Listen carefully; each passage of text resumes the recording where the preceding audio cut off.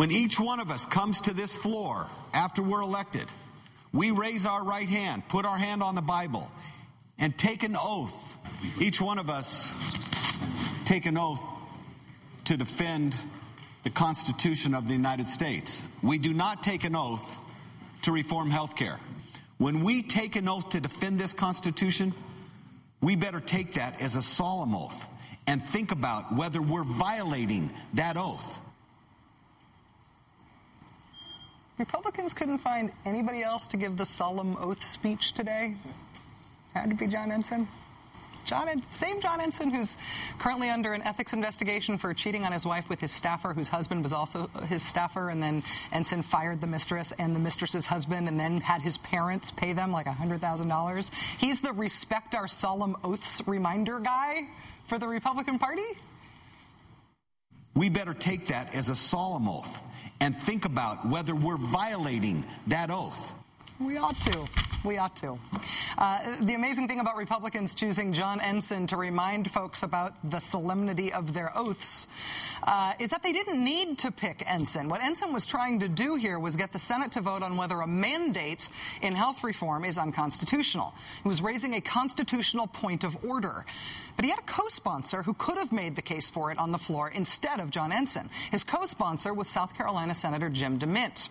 Now, awkward as it was to see John Ensign up there, it would also have been awkward for Jim DeMint to be up there making these solemn oaths, mandates or unconstitutional case, but for totally different reasons. In DeMint's case, it would have been awkward because he's on record saying he loved the Massachusetts health plan, which Mitt Romney signed into law. That plan has a mandate. So Jim DeMint has just decided now that he thinks mandates are unconstitutional and an outrage. Since Jim DeMint has decided to make himself into Senator Stop Everything by every means necessary, it does seem like it might be worth learning a little more about him. And on this show, that means one thing: TMI.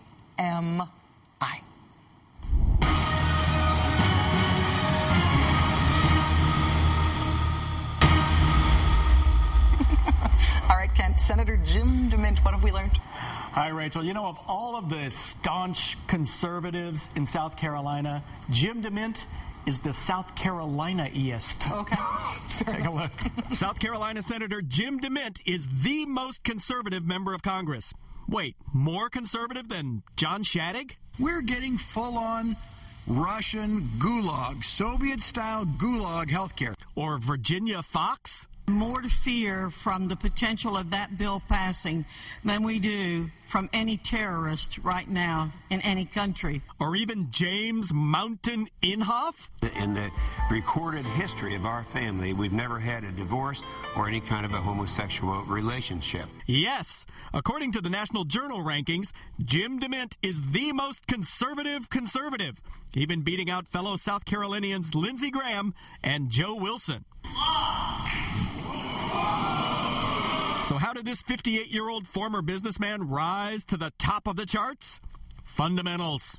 One of the reasons for big government and growing government is our cultural decline.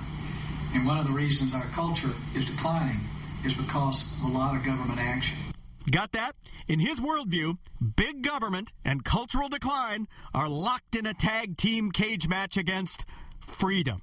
Jim DeMint loves freedom. Government is out of control, and freedom is the only solution. In America, freedom is built on the principles and values that are derived from Judeo-Christian religious convictions. If we allow this government to continue to purge religion and faith, religious values, and the principles that are derived from them from our culture, we will lose our freedom. He loves it so much, he wrote a book called Saving Freedom. We can stop America's slide into socialism. He keeps using that word, so I thought I'd look it up in the DeMint dictionary. Freedom, noun, stuff I like. Antonym, anything Democrats like. See also Barack Obama, health reform. It will be his Waterloo. It will break him.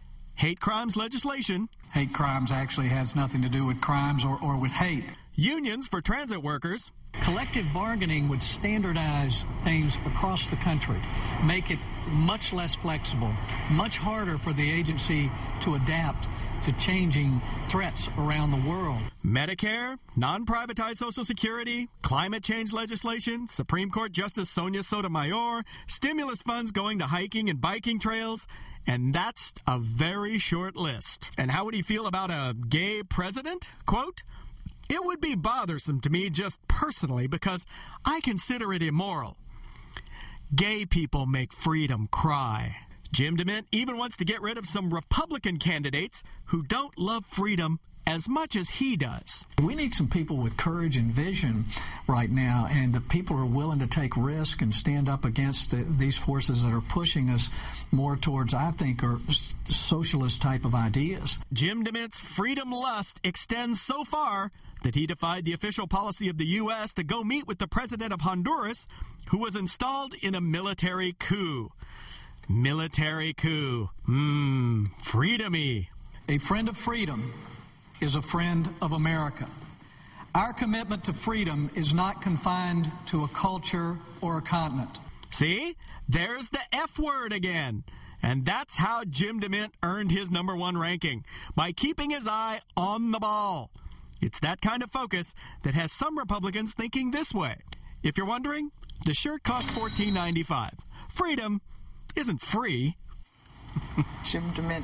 You know, Jim DeMint not only wants to, I think, be president, but Jim DeMint thinks that he can be the new conservative kingmaker. Sure. Putting people through the Jim DeMint litmus test. Absolutely. If you say freedom enough times, it'll sink in. That's right. That's free in itself. Also, we'll abolish Medicare. That's my other good idea. Freedom! Thank you very much, Kent. Really Sure. appreciate it.